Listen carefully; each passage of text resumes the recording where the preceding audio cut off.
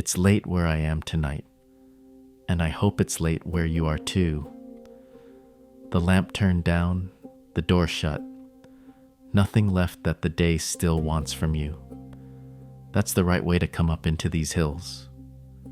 Thank you for spending the dark hours here with me again, among the old stories and the things people used to be afraid of. These stories from the thin places. If you'd like to help the channel, the two simplest things are a like and a tap of the subscribe button. It's how these deeply researched tales about witches and wild hunts, forgotten gods, and lost lore find their way to the next person sitting up in the dark.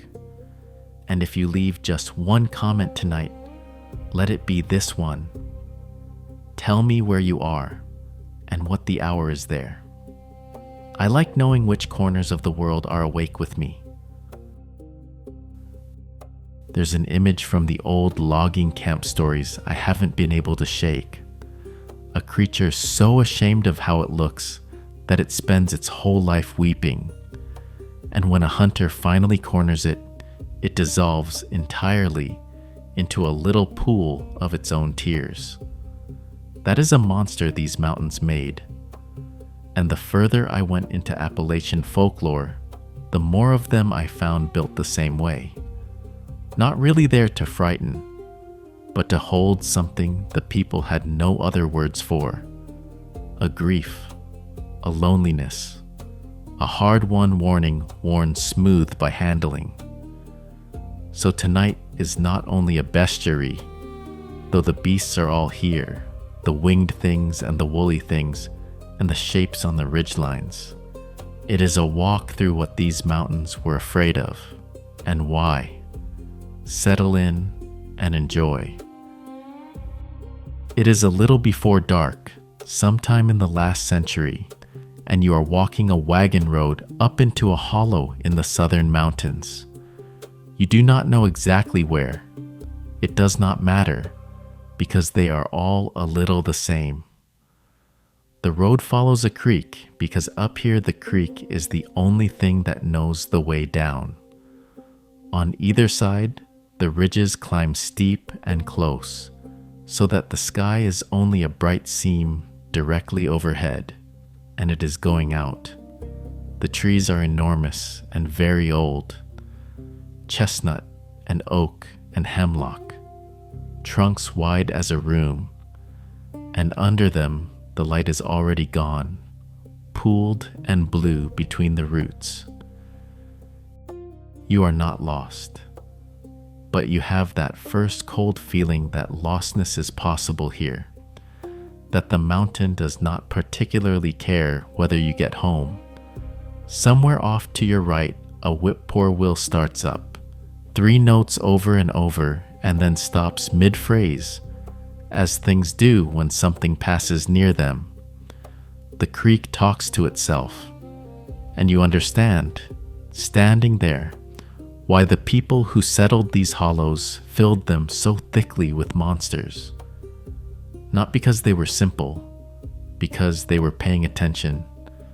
A place this old, this deep, this indifferent, does not feel empty. It feels occupied, and the only honest question is by what? That is where we're going tonight. Not to one creature, but to a whole population of them. The beasts and haints and boogers of Appalachian folklore, the monsters the settlers brought and the monsters they made. But to understand any of them, you first have to understand the ground they stand on and the people who first told them into being. So come a little further up the road with me, into the trees, and let me tell you where all of this comes from. The Appalachian Mountains are almost unimaginably old. They were raised more than 400 million years ago, before there were flowers, before there was anything you would recognize as a forest. Once a range as high and savage as the Himalayas, worn down now across time we cannot really feel, into these soft green swells. They are among the oldest mountains on the face of the earth, and they wear their age the way very old people do, quietly, without display, and with a great deal held back.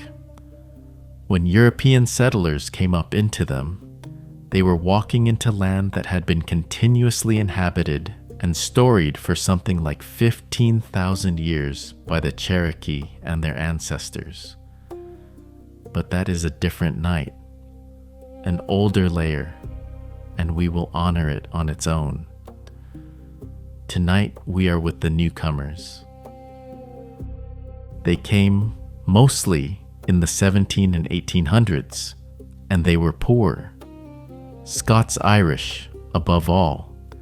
Presbyterians pushed out of Ulster and out of the Scottish borders before that. A hard people from a hard country who arrived already fluent in feud, hardship, and the second sight. Germans came too, from the Rhineland and the Palatinate, the ones the neighbors would call the Pennsylvania Dutch, carrying their own thick book of charms and hexes. And woven all through it, especially as you moved south, were African and African American traditions, and everywhere underneath, the deep knowledge of the Cherokee. What grew from that soil was not one folklore, but a braid of several. And like everything in these mountains, it grew in isolation, in hollows a day's hard walk from the next, where a story could take root in one valley and grow strange and local before anyone in the next valley ever heard it.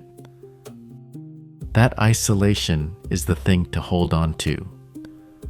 These were people who often could not read, who had no doctor within 30 miles, no law, no explanation for the fever that took the baby, or the light that moved along the ridge at night. What they had instead was each other, and the fire, and the story. The story was the technology. It carried the warning: stay off that ridge, don't answer that voice, salt the threshold, folded inside something you'd remember and repeat. So when we call these things monsters, keep in mind what a monster was for. It was a fence made of words, around a danger too large or too strange to fence any other way. Now, let's meet them, and we'll start with the one whose very name still carries the ocean crossing inside it. A creature that came to America as a German ghost and grew over 2 centuries into a newspaper dragon. Come north and east to the long wooded spine of South Mountain in the Maryland Blue Ridge, where the German settlers thickly farmed the valleys below Frederick. Among the charms and hexes they had carried from the old country was a fear with a name, der Snallygaster, the swift spirit, the quick ghost. In the mouths of their grandchildren, English-speaking now, the 2 German words softened and slurred and ran together, the way words do when nobody remembers what they mean anymore. Snallygaster, and at last, Snallygaster. Nobody set out to invent it. It condensed, the way frost does, out of an old dread and a forgotten language. And what was it? A thing of the air, half bird and half reptile, they said, with a wingspan that could darken a field, a single eye in the center of its forehead, a metal beak lined with teeth, and in some tellings, writhing tentacles trailing beneath it. It shrieked like a locomotive whistle. It came down out of the sky over the South Mountain farms and took chickens, livestock, and, in the stories mothers used to keep children close as the light failed, sometimes the children too. Against it, the Pennsylvania Dutch farmers painted 7-pointed stars on their barns, the old hex stars, and as long as the star was bright, the Snallygaster would not stoop on that farm.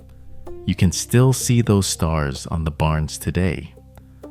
Most of the people who repaint them have long forgotten they were ever a shield against anything. For 100 years, it stayed a hollow and hearth story, a thing muttered about on the mountain. And then, in the winter of 1909, it flew, because two newspapermen in Middletown decided to make it fly. The Middletown Valley Register began running front-page dispatches. The Snallygaster was back. It had been sighted over the valley. It had seized a man and drained his blood. Rival papers picked it up and raised the stakes. The Smithsonian, one report claimed, was offering a hide for its collection. President Roosevelt himself, the great hunter, was said to be considering a trip to bag it. For a few giddy weeks, the monster was everywhere, a shared delicious fright, and then it faded, until 1932, when the papers reported that the Snallygaster had finally met its end, overcome by fumes and drowned in a 2,000-gallon vat of bootleg moonshine on the mountain. A dragon, undone by prohibition. It is a very American way to die. I'll be honest with you about one thing, because the folklore is honest about it if you look, and it matters. Those 1909 newspaper stories were not only harmless winter fun. The men who wrote them were writing in the Jim Crow South, and some of those first dispatches used the monster deliberately. The beast was described as hunting black residents of the valley, the tail shaped and aimed to frighten a particular people in a particular ugly moment.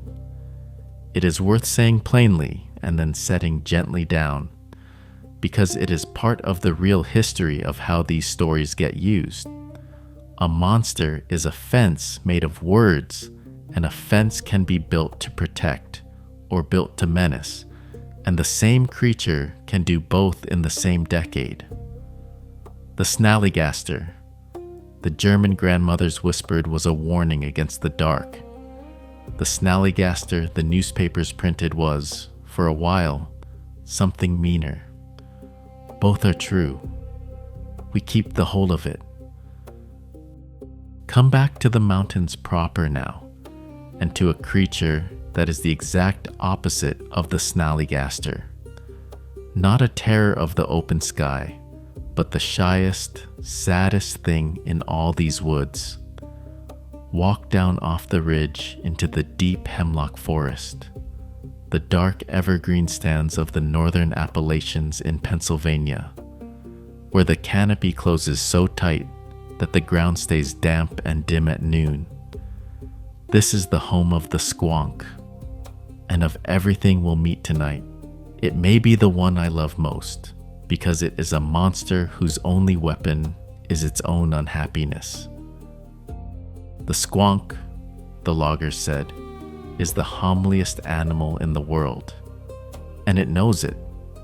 Its skin is a poor, ill-fitting thing, loose and covered all over in warts, and moles and blemishes, and the Squonk is so ashamed of how it looks that it spends its whole life weeping.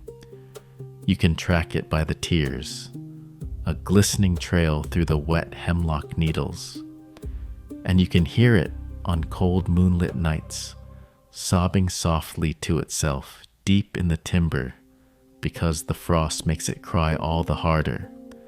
It hides. It wants only to be left alone with its grief.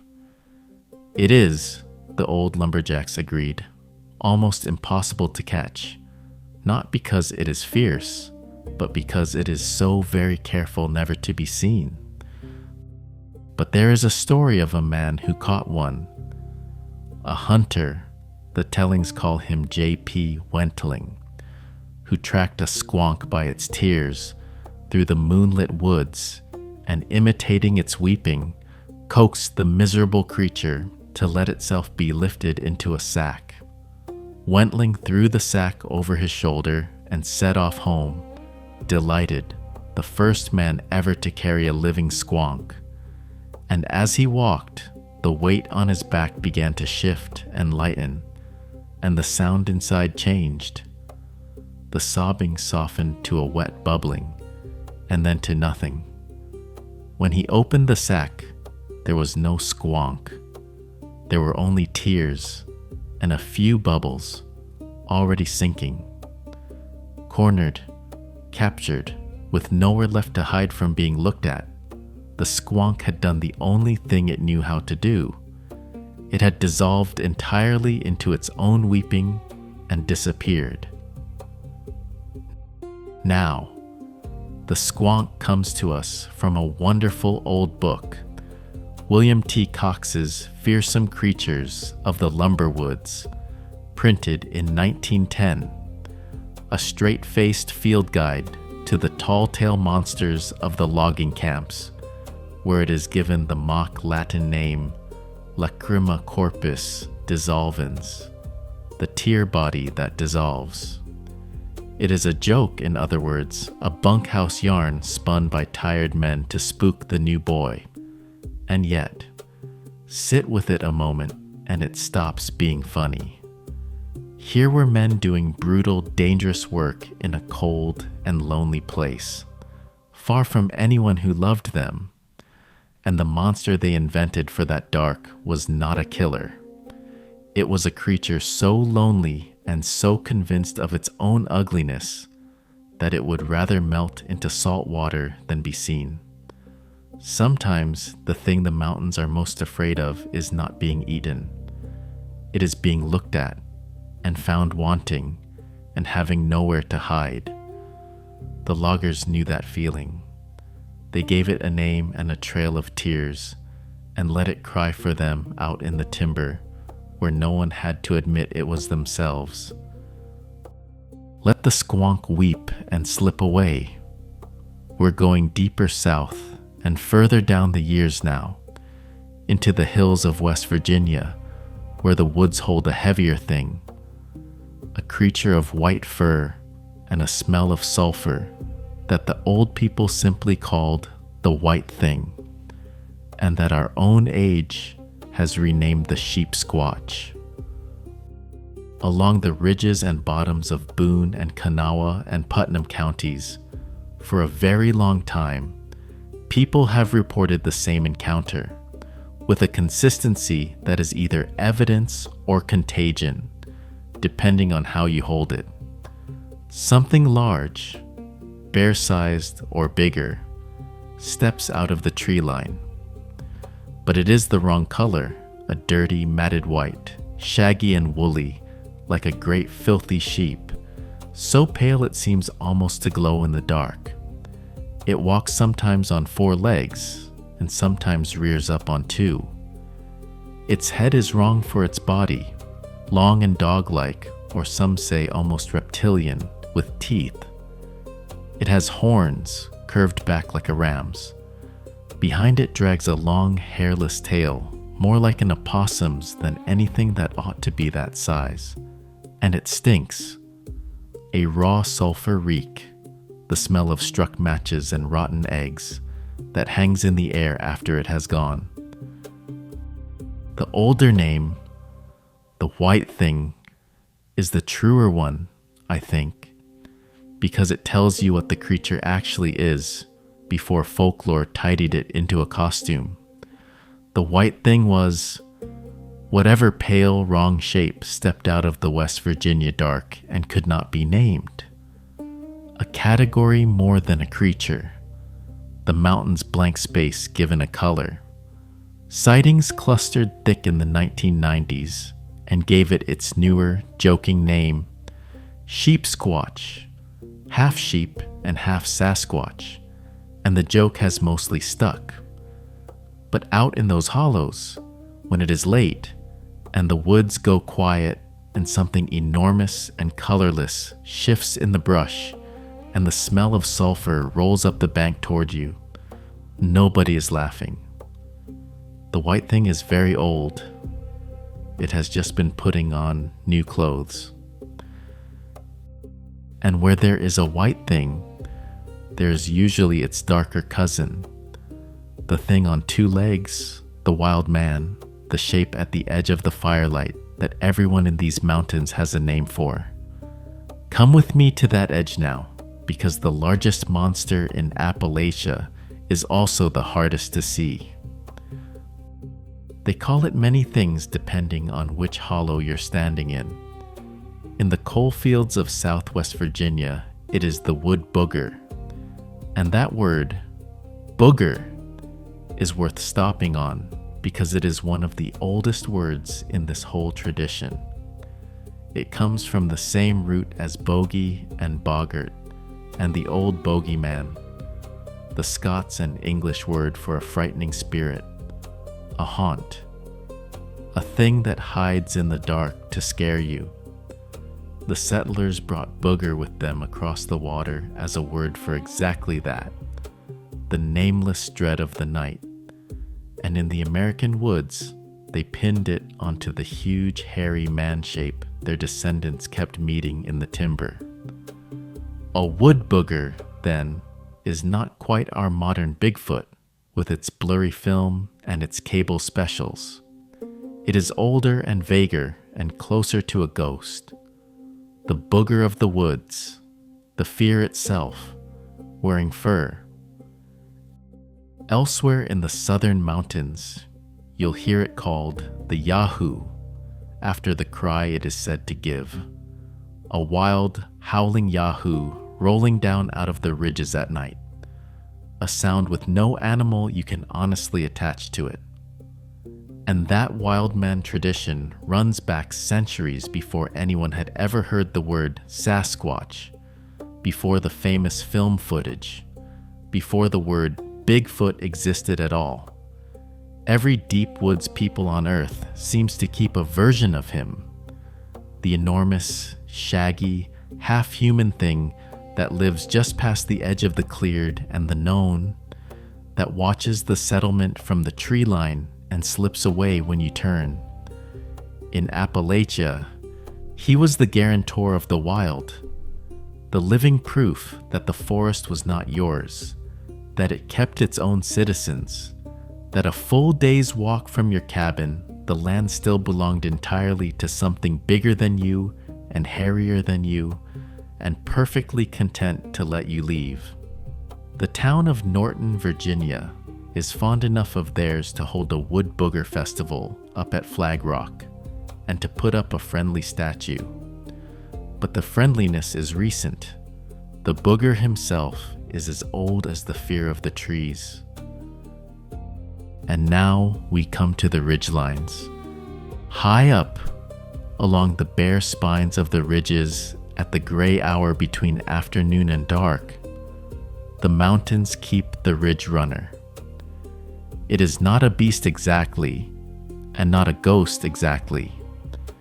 It is the shape that stands too still against the darkening trees when everything else is moving in the wind. Tall, draped in something like heavy gray wool, part of the skyline until the moment it isn't. It is the sound that reaches you before the shape does, a low hollow humming, like wind caught in a rotten log, or a woman humming a tune she has not thought of in 40 years. The old rule about it is the same rule the mountains give about so many of their tenants, and it is worth carrying out of here with you tonight. If you meet it on the high ground, do not look at its face. Look at your feet. Look at the grit and the roots and the honest solid earth, and keep walking, and stay in your own world until the light comes back. The ridge runner is the loneliness of the high places given a body, the vast indifferent scale of the wilderness standing up. Now come down off the mountain entirely, out of the realm of beasts and boogers, into a single ordinary farmhouse, because the most famous monster in all of Appalachia was not a creature of the woods at all. It had no fur, and no wings, and no shape you could shoot. It was a voice in a family's home that would not stop, and its story is so well attested, so thoroughly written down by so many frightened witnesses, that it remains to this day the strangest haunting in American history. Come to Adams, Tennessee, in Robertson County, to the farm of John Bell in the year 1817. The Bells were a prosperous, respectable family. John Bell, his wife Lucy, their children, good land, good standing in the community. And then, one evening, it began. First, there were the animals nobody could quite identify out in the fields. A strange dog, a rabbit that would not run, a bird too big for its branch. Then the sounds came indoors. Knocking on the outer walls after dark, soft at first and then insistent. Scratching like a great rat gnawing inside the bedposts. Scraping at the floorboards. The bedclothes pulled slowly off the sleeping children in the night, and their hair yanked hard enough to lift them screaming off the pillow. The Bells kept it in the family as long as they could, the way people do. But it grew, and it learned, and at last it did the thing that turned a haunting into a legend. It began to speak. At first only whispers, a faint voice at the edge of hearing, gathering strength week by week until it could talk plainly, argue scripture, sing hymns in the dark, and quote sermons delivered miles away word for word on the very Sunday they were preached. When they asked it what it was, it gave many answers, delighting in its own riddles. A spirit of the dead, an Indian's disturbed grave, a demon. At one point, the ghost of a living neighbor woman the family disliked, a sharp-tongued soul named Kate Batts. That last name is the one that stuck, and the thing answered to it. Kate. As word spread, the neighbors came to test it, and then strangers came from across the county, and the witch performed for all of them, tireless and unafraid. It would carry on 4 conversations in 4 distinct voices at once. It sang hymns beautifully, and then cursed like a flatboat man. It quoted, word for word, 2 different sermons preached the same hour in 2 churches a dozen miles apart, and named which preacher had said what. Worst of all, it knew things, the private sins and secret quarrels of everyone in the room, and it announced them aloud, gleefully, to their faces, so that a visit to the Bell farm became a kind of public reckoning nobody could refuse. The committees of respectable men who came to expose the fraud went home shaken, having found no wire, no trick, no ventriloquist, nothing at all but a voice out of the empty air that knew their hearts. And Kate had a purpose, or at least an appetite. She tormented the whole household, but she reserved a special, patient hatred for 2 people. One was John Bell himself, the father, whom she swore out loud before witnesses that she would kill. The other was his young daughter, Betsy Bell, whom she slapped and pinched and pursued through the house, and whose life she reached into and quietly broke. Betsy was engaged to a local boy named Joshua Gardner. A good match, a happy one. The witch would not allow it. Again and again, in that caring voice, she begged and commanded Betsy never to marry Joshua Gardner, until the pressure of it, the public, relentless, invisible campaign against her happiness, wore the engagement down to nothing, and Betsy sent the boy away. Whatever Kate was, she understood that the cruelest thing you can break in a person is not their body. The fame of it spread across the state, and the curious came to hear the voice for themselves. The best loved story of all. And here you must let a little doubt sit beside the wonder, because this one grew tall in the retelling, holds that Andrew Jackson himself, the future president, came out with a party of men to investigate, his wagon rolling easily along the road until it reached the Bell property line, where the wheels locked solid and no team of horses could move it another inch, until a voice from the air told them they might pass. Jackson, the story says, sat up half the night in that haunted house, and left in the morning declaring he would rather fight the entire British Army at New Orleans again than spend another night with the Bell Witch.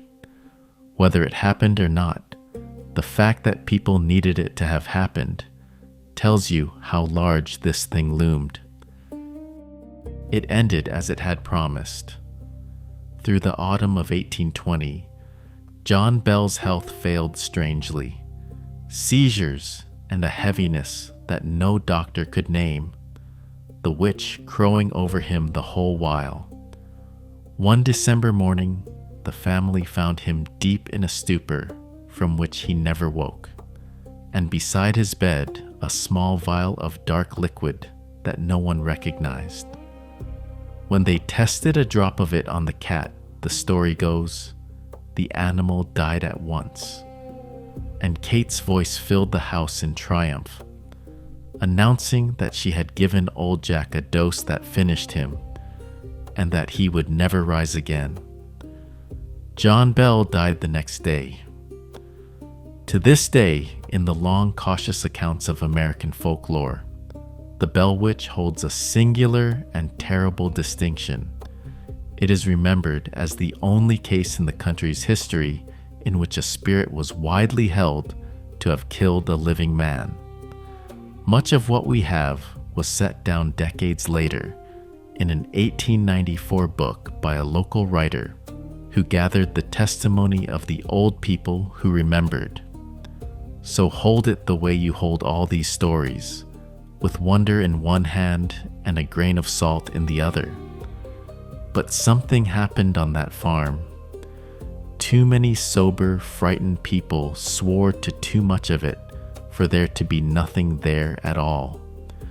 And down the hill from where the house stood, there is a cave in the riverbank the locals have always called the Bell Witch Cave. And there are people in Adams, Tennessee, right now, tonight, who will tell you Kate never entirely left. Let the farmhouse go dark behind us.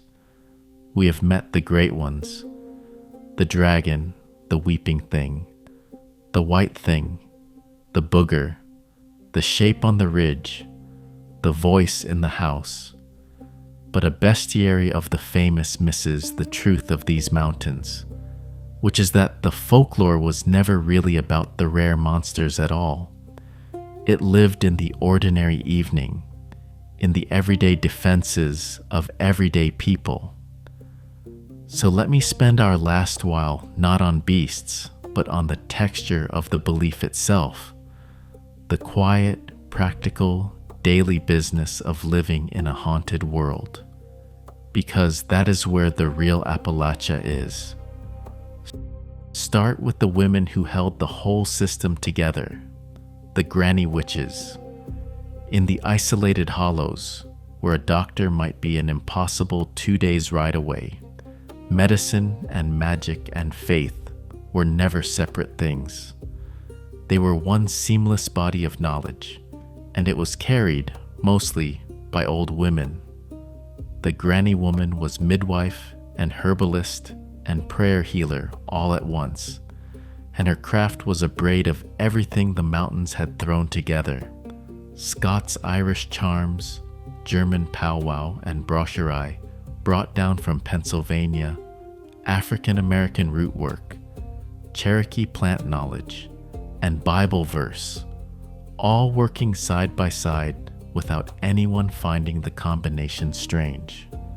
She knew which root broke a fever, and which knife under the birthing bed cut the pain. She could try the fire out of a burn by whispering over it, and stop blood by reciting a verse from Ezekiel, and take the thrush from a baby's mouth with words handed down mother to daughter that you were forbidden to write and forbidden to charge for, or they would lose their power. She read the signs, planted by the phase of the moon, buried the afterbirth just so, watched which way the smoke leaned. And there were others who worked the same seam, the water witch, who could find the hidden spring under a dry farm by the pull of a forked peach branch in his hands, the faith doctor, who took warts by rubbing them with a stolen dish rag and burying it in secret, so that as the rag rotted, the wart went with it. There were rules to all of it, exact as any recipe. A healing charm lost its power if you spoke it to someone of your own sex, so it had to pass man to woman, woman to man, down the generations in a careful crossing pattern. You never thanked a granny woman in money, and often not in words, or the cure would come undone. None of this was superstition to the people who lived by it. It was the local science, tested against the only thing that mattered, which was whether the baby lived. The granny witch was not a monster. She was the woman who stood between you and the monsters, and most of them, in the end, she could handle. But not all of them, because the mountain dead did not always rest.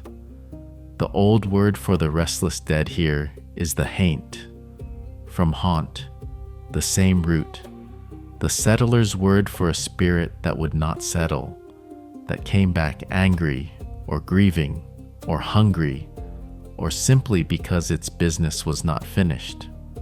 Against the haints, the people had defenses as practical as any medicine. You painted the ceiling of your porch a particular soft, watery blue. Haint blue, they still call it, and you can find it on old porches all through the south and up into the mountains. Because a haint, the belief ran, could not cross water, and would mistake that pale blue overhead for sky or river, and turn away at the threshold. You planted certain trees, hung certain bottles on them to catch and trap wandering spirits in the glass. You turned your pockets inside out at a graveyard. You did not thank someone too warmly for a kindness after dark. Small rituals, worn smooth by daily use, each one a tiny fence against the crowd of the uneasy dead who shared the hollow with the living and outnumbered them.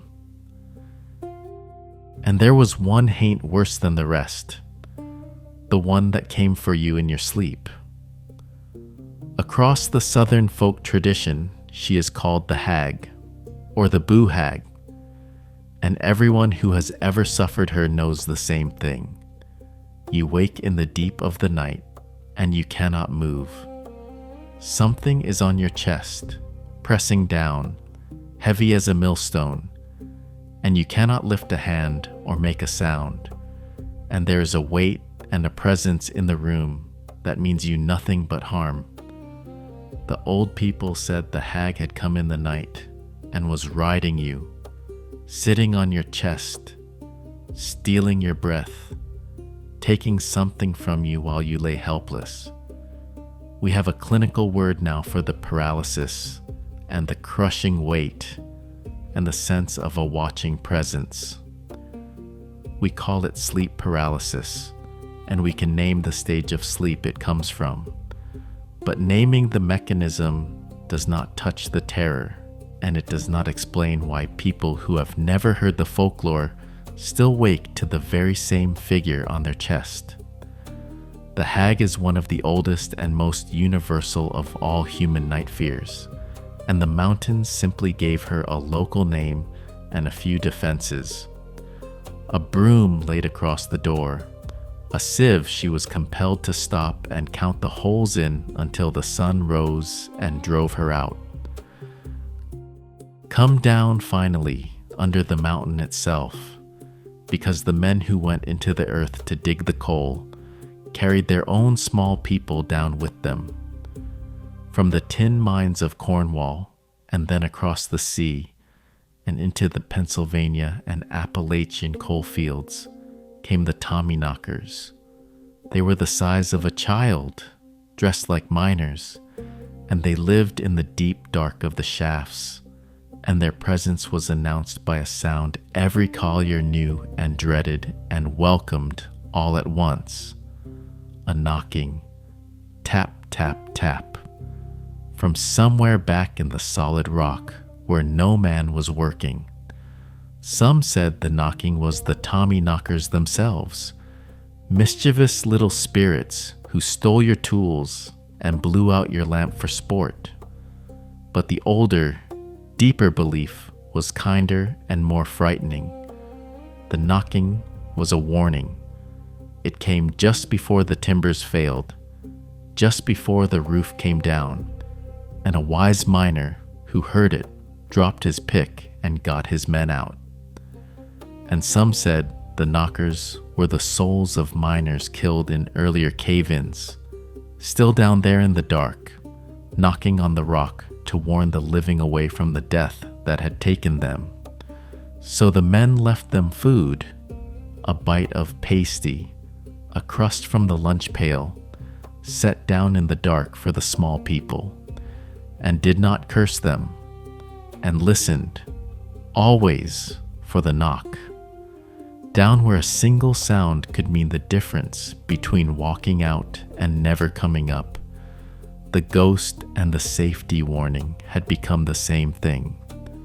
That is Appalachia, exactly. The monster and the mercy, knocking on the same wall. And so we come up out of the mine and back onto the mountain in the dark, to the last thing and the gentlest, because not everything in these hills means you harm. Look east, across the valley, toward the long, low wall of the Blue Ridge, and wait. If the night is right, you may see them, the ghost lights, along a certain stretch of the North Carolina mountains. Over a place called Brown Mountain, strange lights have been seen rising and drifting and winking out for longer than anyone can account for. Pale globes and reddish glows that float along the ridgeline and vanish, that the Cherokee are said to have known of, long before the settlers came, that Civil War soldiers reported, that people drive out to watch to this very night. Science has offered its explanations, and taken some of them back, and the lights go on appearing anyway, minding their own ancient business along the mountain, neither approaching nor answering. And I find I don't want the answer on a night like this one. It is enough that somewhere out there in the old dark, small lights are moving along a ridge, keeping their own counsel, as they have since, before any of us, and will long after. So let the mountain settle now, let the wagon road go quiet, and the creek talk itself to sleep. The Snallygaster is drowned in its vat, and the Squonk has wept itself away into the wet hemlock dark, and the white thing has taken its sulfur smell back into the brush, and the booger has gone deep into the timber where it likes to be, unwatched. The voice in the farmhouse has fallen silent at last. Up on the high ridge, whatever stands there is standing far away on its own ground, with its back to you, and you are not on that road tonight. You are here, warm, with the door shut and the porch ceiling painted its watery blue, and a broom laid across the sill, and the small kind people knocking gently deep down, only to say that all is well. The granny woman 2 hollows over is banking her fire. The lights are out on Brown Mountain, drifting and winking, harming no one. The whole crowded, watchful old world is exactly where it has always been, just past the tree line, just up the ridge, just under the floor, and for once none of it is reaching for you.